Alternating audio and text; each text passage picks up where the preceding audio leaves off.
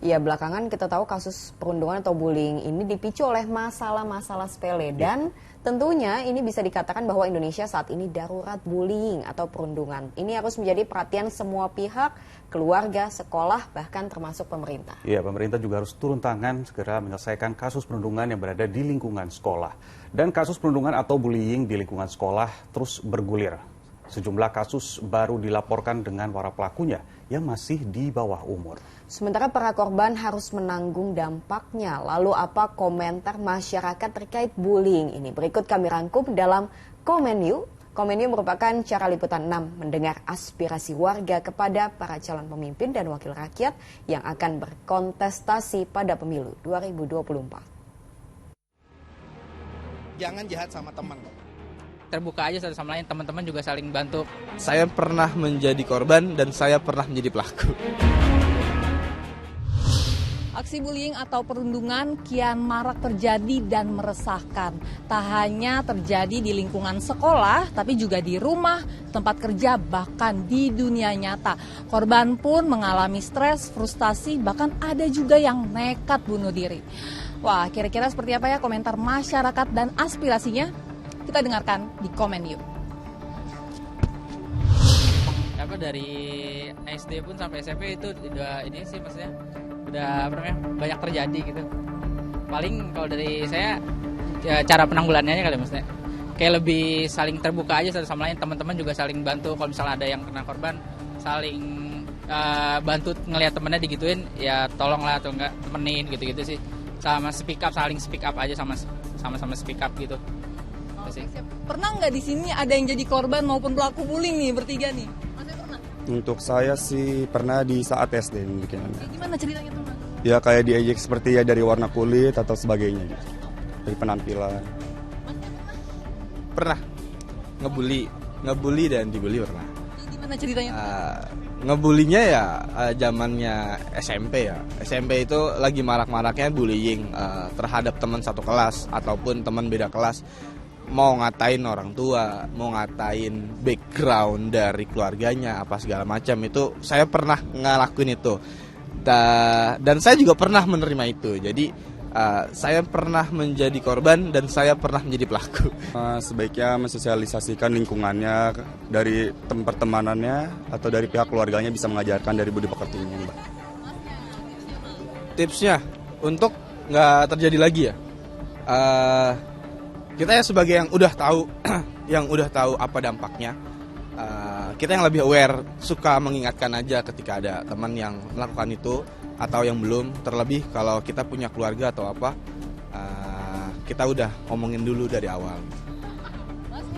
Sama sih kayak tadi yang kesadaran kalau tingkat bercanda itu segimana. Jadi tahu kalau itu tuh bullying. Jadi temannya digituin, ini bullying nih, berarti udah tolong diingatkan atau saling bantu gitu.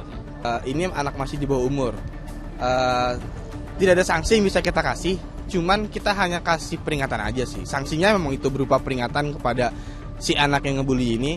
Kita kasih edukasi karena anak-anak kita ini sekarang butuh edukasi yang pelan-pelan karena Gen Z ya sekarang. Jadi ada beberapa metode yang berbeda dengan kita. Kalau mungkin di zaman-zamannya yang sudah di luar Gen Z dikerasin bisa, cuman Gen Z ini sekarang nggak bisa untuk kayak gitu. Jadi harus pelan-pelan banget. Caranya beda ya, berarti tadi peringatan sama edukasi. Kalau dari Masnya apa nih, Mas? Ya, paling kalau dari pihak sekolahnya juga sih harus tegas sih, misalnya kayak gitu-gitu penting buat masa depannya gitu, ada kena mentalnya juga gitu. Perlunya sanksi paling ya dari sekolah, skors atau dikeluarkan gitu sih. Untuk nantinya presiden terpilih dan wakil presiden terpilih harus bisa lebih melihat perihal ini gitu ya. Ini adalah perihal yang concernnya itu menurut saya bisa merusak mental seorang anak.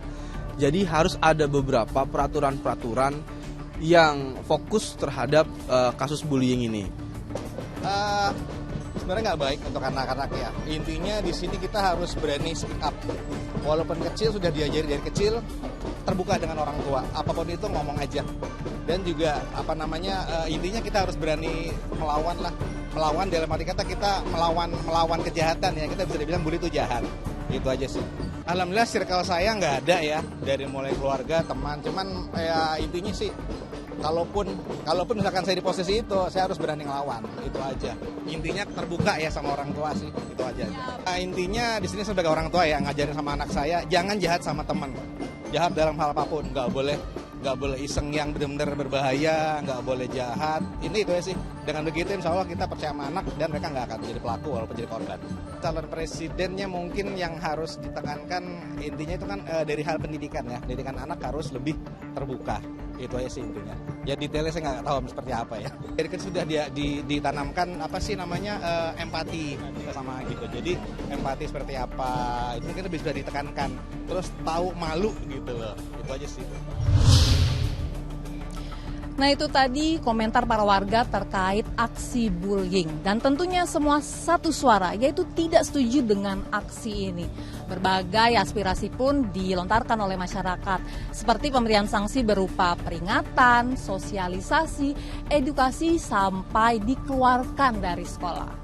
Semoga saja semua aspirasi masyarakat tadi dapat didengarkan oleh calon pemimpin, juga calon wakil rakyat kita mendatang. Saya Nadira Ali dan juru kamera Marcelinus Agung. Sampai jumpa dan salam SCTV.